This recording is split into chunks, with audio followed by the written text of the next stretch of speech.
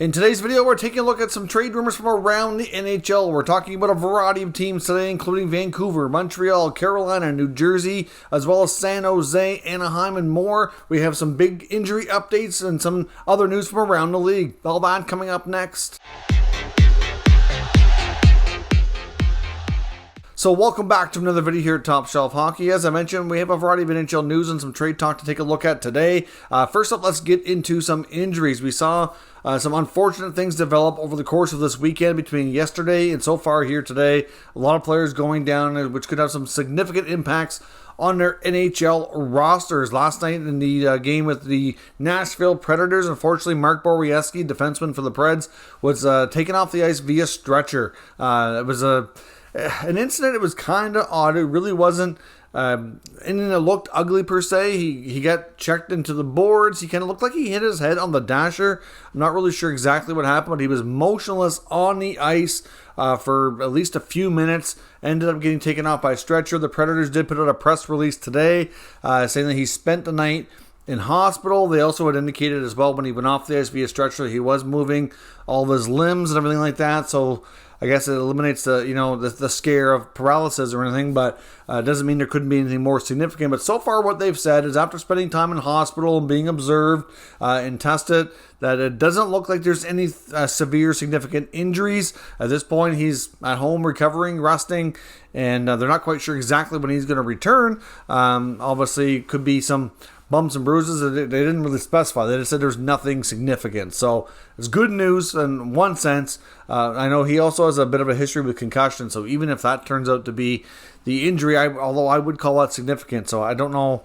Really, I guess we'll have to wait and see for further updates. But at this point, he's going to be out probably for at least a little while. Hard to say. I know the Buffalo Sabres had a scare as well on their recent road trip here. They lost defenseman Mattias Samuelsson, who's turned out to be a pretty good defenseman for them. They signed a big extension earlier this season. He left the game against the Canucks with a knee injury, and it looked pretty bad. Based on how he went off the ice and everything, it didn't look good. But so far, the Sabres are saying that early reports indicate that he might have avoided the worst, that the reports were not as bad as it could have been.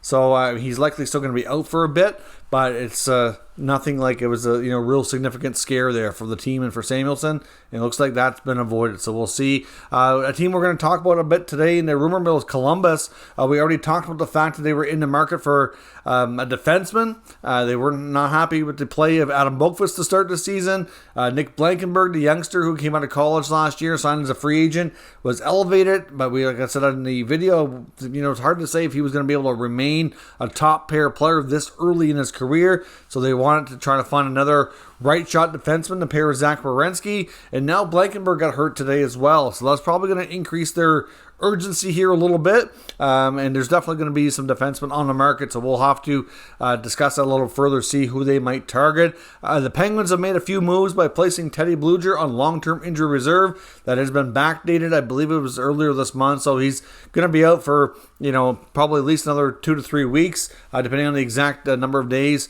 I can't remember the exact date that they backdated to. I think it was October 18th, if I'm not mistaken. So he's going to be out for some time, and because of the added LTIR pool they can create with their salary cap situation, they were able to call up Drake Caggiula and Samuel Poulin. So hopefully they'll get a chance to get into the lineup here and see what they can do. The Vancouver Canucks, of course, yesterday we talked about the fact that Nils Höglander was demoted. He's already been recalled, but as I said in that video, that was viewed as more than anything a paper transaction because they really needed a defenseman, and somebody had to go down to bring up Juleson to play last night, which we're going to talk about the Canucks. They had another horrible game, 5-1 loss in their home opener to the Buffalo Sabres, so they're now 6 games into the season, still searching for their first victory.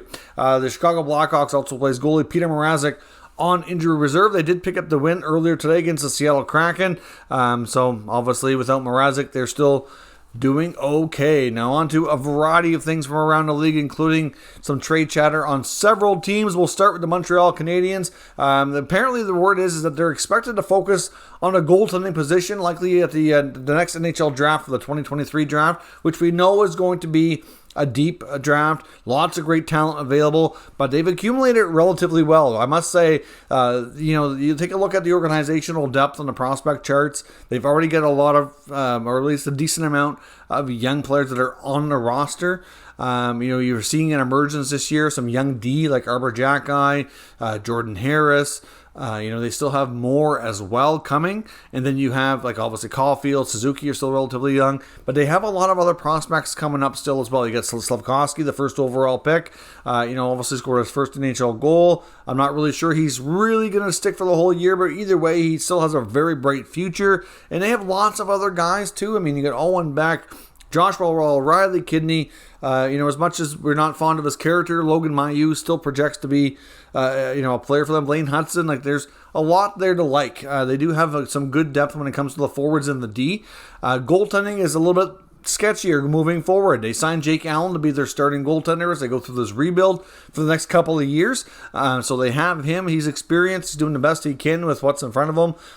But the heir apparent to Jake is not clear. Like I said, Carey Price is expected to speak to the media this week, and we'll get a better indication on him, but the odds are he's not going to play again. So, you really got to look to the future here. Montembeault and Primo, are they the answer? It's not really clear. They can't say for sure. They could certainly use some more depth in the goaltending position, so certainly expect them to target and maybe take multiple goaltenders. That wouldn't be surprising. Not really clear yet on who they might target in the draft, but certainly something that they're going to be looking for, of course, as the season goes on. One player that's already kind of being talked about in the rumor mill a little bit is Sean Monahan. He's actually had a nice start for Montreal. It looks decent. Certainly, the best we've seen him in a while. He's battled through a lot of injuries. Obviously, hip injuries are pretty significant. Really inhibits your mobility. The former 30-goal scoring center iceman who had a real nice start to his career as a 1-2 punch with Johnny Gaudreau hadn't been himself in the last couple of years. Finds himself on the Habs now with a new lease on life, trying to get the best of a situation where he's going to be able to play, and they're making the best of it there. Now, the decision, though, not saying for sure he's going to get traded, but I guess where he's had a good start, there's bound to be interest. He's on an expiring contract, so Montreal has to decide here. Do we like this guy enough? Is it worth re-signing him and sticking him in our lineup for the next few years? Do we talk about an extension, or does he maybe generate enough of an interest that we get a good draft pick out of this, and maybe or prospect, and maybe he goes to a contending team at the deadline? So that's going to be an interesting situation to watch Sean Monahan's future. I know it's early, but there's already some chatter around that he looks good and could generate some trade interest later in the season. Obviously, some other players on the Habs to watch for, if they're able to find trades, would include Mike Hoffman, Evgeny Dadonov, and Jonathan Drouin. Hoffman's only one of the three on a contract that has more than the current year. He has 2 years left, and counting the current one, so it might be a little bit tougher to move, but all three players have had tough starts to their season and definitely don't fit long-term in the Montreal Canadiens' plans. That's probably definitely fair to say. So we'll see what happens, but lots to kind of watch for here. Montreal's had a decent start to the season. Certainly, a fun, entertaining team to watch. Lots of good stories, and I think they're going to be a tougher team to beat than many figured. I still don't see them as being a playoff team. I still think they'll be at or near the bottom of the Atlantic Division. But like I said before, there's going to be a much smaller gap between the top and the bottom. They're going to help close that gap along with Detroit, Buffalo, Ottawa, who's obviously made big improvements as well.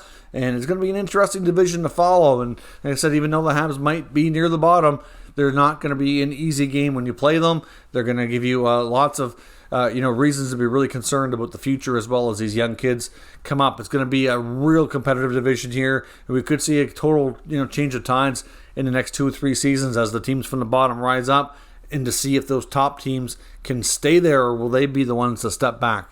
We'll have to wait and see. It'd be interesting to see how that develops in the future here. Now, some lots of defensemen that could be looked upon as pretty serious trade contenders near the deadline. A couple of guys to watch for. One is Ethan Bear, who we talked about a few days ago. Elliot Friedman and Jeff Merrick touched on this in the 32 Thoughts segment of Hockey Night in Canada on Saturday night.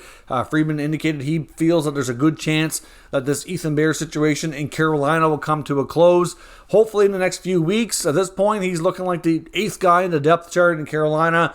He said there's nothing nefarious going on, just a case of Carolina views that the players are playing ahead of them as their best chance to win with the best roster they can put together. I find that, interesting to say the least, because I think Ethan Bear's a pretty good D, and I think on a lot of other teams he could certainly play. Now, there's a lot of teams that I think are going to show some interest. I think the only reason we haven't seen a move as of yet is that the Hurricanes just haven't had a deal that they like. Teams are probably trying to lowball them because obviously they say, well, if he's your number 8 defenseman, you don't value him, so why should we pay you a high premium? I'm sure that a lot of that cat and mouse games are kind of going on right now, and we'll see if they can come to an agreement here. But like a team like Columbus, who I just talked about earlier as being a team that's been searching for right shot defensemen, down a couple defensemen with injury, might be prime contenders for that, and it'd be a player they wouldn't have to spend a huge price on. Another team would be Ottawa. We know they've been in the Jacob Chychrun conversation forever and a day now. According to the latest reports this weekend, it doesn't seem like there's any kind of path to getting a deal done. They don't want to move guys like Ridley Gregg, Shane Pinto, Jake Sanderson, any of these top prospects who are already having a big impact on their results in their game right now. So if without moving them, it sounds like the Coyotes just are not having it. So if that's the case, coming to terms on a negotiation to trade just seems pretty unlikely right now. Maybe they turn their attention to a guy like Bear, who they could get much, much cheaper.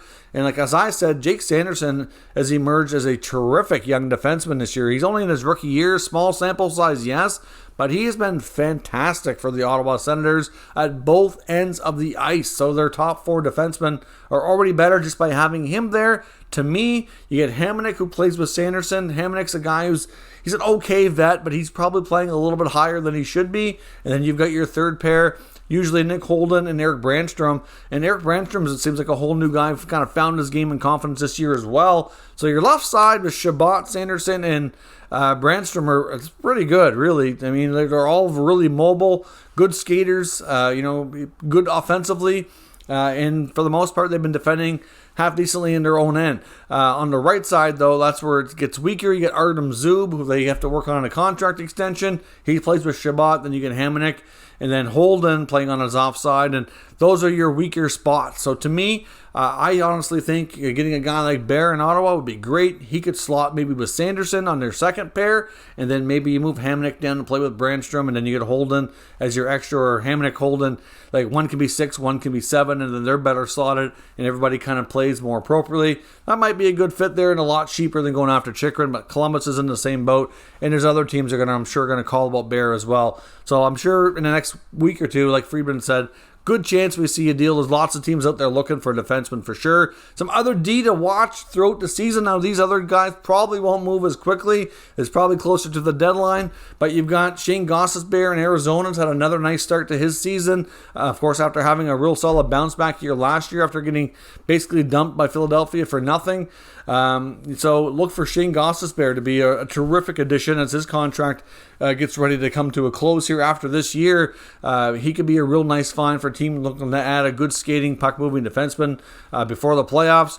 Kevin Shattenkirk in Anaheim and John Klingberg both on expiring deals. So a couple of right-shot veteran defensemen there who could also have some impact. So look for Anaheim, who's had a rough start to the season, to probably move out a couple of veteran defensemen. I mean, I guess it is remotely possible if Klingberg has a real good start to the year that maybe when we get to January and they're allowed to talk extension on a 1-year deal, that maybe they decide to keep Klingberg. I'm just not sure with what they're going through right now in this rebuild that he fits their long-term solution there.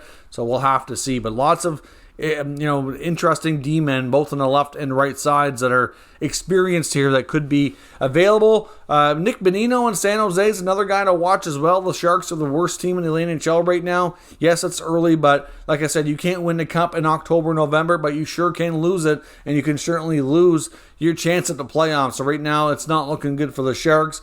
An experienced centerman who's good for your bottom 6, who has a Stanley Cup to his resume, on a decent contract. I think he'll get a lot of attention. Teams are quite often looking to bulk up at center, and D quite often are your 2 premium spots you want to add before the deadline. And he's a veteran guy, like I said, that's not going to come with a big price tag, but could get you lots of experience, help on faceoffs, add some grit. There's lots to like about Bonino's game for, without paying a ridiculous price. So that'd be one interesting guy to watch throughout the season as well. Same goes for Miles Wood in New Jersey. I think it's pretty clear that based on what we saw in the offseason and everything, I don't know that Miles Wood has a long-term future with the Devils.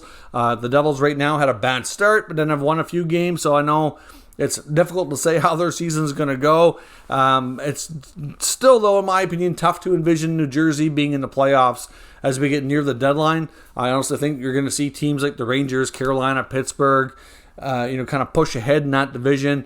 Then you're going to have some other teams like maybe Washington or the Islanders would probably be the next ones. The Flyers have been a bit of a surprise so far. Be interesting to see if they can keep it up or how they're going to go this year.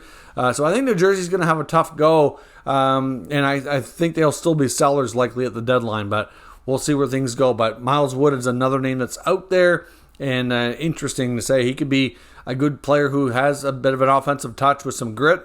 That could also be very interesting to a contending team. And then you get Vancouver. Vancouver, like I said earlier, opens their season at home last night. The 6th consecutive game where they've lost. Now, of course, the difference in this game is that they didn't blow a lead. The first 5 times, they did. This one, they really weren't in it from the get-go. They were lost 5-1 to the Buffalo Sabres. And, of course, the Buffalo Sabres right now are rolling. They're having a great start to their season. So, ultimately, at the same time, you can't disrespect Buffalo and say that it's Vancouver's fault. Like, they were playing a good hockey team who's been, very disciplined, playing good structure hockey and good goaltending out of guys like Anderson and Comrie. I do wonder how long they can keep that up because I think they're exceeding expectations right now. But that's another story. Vancouver is frustrated. You can tell. Even guys like JT Miller is having arguments on the ice with Luke Shen during this game as they go off the ice in between periods. JT Miller's been having issues with his shift length, and to a degree, the effort on defense has been poor. Now, the team's blue line is not great. It also just so happened to be that after last night's game on Hockey Night in Canada, they also had the after-hours show. After the game, they already had lined up Jim Rutherford to be their guest and ask questions to. And you could tell he was certainly frustrated. And same with Bruce Boudreau. And Rutherford used the words, I wonder if we're going down to a rebuild, because they talked about that possibility, and he said he wondered if that's the direction that they're heading. And he said at the same time, I wonder if people realize how long rebuilds take. I've seen some fans kind of come back to that on social media today and say, well, we feel like we've been in a rebuild for like a decade, so, we kind of have an idea here. So something's got to give in Vancouver, though. It's just the end of the day. I know Bruce Boudreau's tried making a few changes to the lineup. I don't know. It's just something's going to happen. To me, it's either they remove the coach, and I'm not even sure I don't think Bruce is the problem myself. But you know what? Something has to give. I mean, give them a few more games, and they don't have the easiest of schedules. Next game's against Carolina. Carolina's a real solid, one of the best teams in the league. So, if they come out of that's game 7 without a win, let's just say, if they don't win there. Then later in the week, they have a back-to-back with the Kraken and Penguins. They might be able to beat Seattle, but it's debatable. The way they've been playing, Pittsburgh will be a tough test for sure. After that, they have 3 straight at home between New Jersey, the Ducks, and the Predators. That to me is going to be an opportunity between the Seattle-Pittsburgh back-to-back and those 3. Normally I would have said before the season started, looking at the schedule, out of those 5 games, that they should be able to win 3 or 4, especially where the bulk of them are on home ice. I don't know. I really have serious concerns. If we get to that stretch and they haven't won, or maybe they only have 1 win or something like that, then I would suspect that we're going to see either a significant trade or a coach firing. Something's got to give in Vancouver. Rutherford knows this. We know Rutherford's not exactly Mr. Patience. He understands how quickly a season can get away from you. He did acknowledge as well in that interview that they did try to make adjustments to the decor in the offseason and just weren't able to get deals done. A lot of the fact is they don't have they have some guys that nobody wants. It's just that simple. Like, they have some contracts there that are just too tough to move, and the cap situation isn't good. They preached cap flexibility all summer. Once these guys first took over, even before last season was over, like they preached cap flexibility, but then they never went out and got it. And it's not because they didn't try. It's just that was their goal, and it was proven too difficult. So I don't know where this team is heading, but with everything that's going on, in the history of Jim Rutherford, I would not be shocked in the least if the Canucks have a few more bad games, that we see some kind of a significant trade to shake things up, because something's got to give there. So we'll see what happens. Let me know your thoughts, everything discussed today down in the comments. We'll discuss further. If you're new to the channel, of course, make sure you subscribe, stick around. We'll keep you up to date with all the latest news, rumors, and analysis on all 32 NHL teams. Thank you for watching, and I will catch you next time.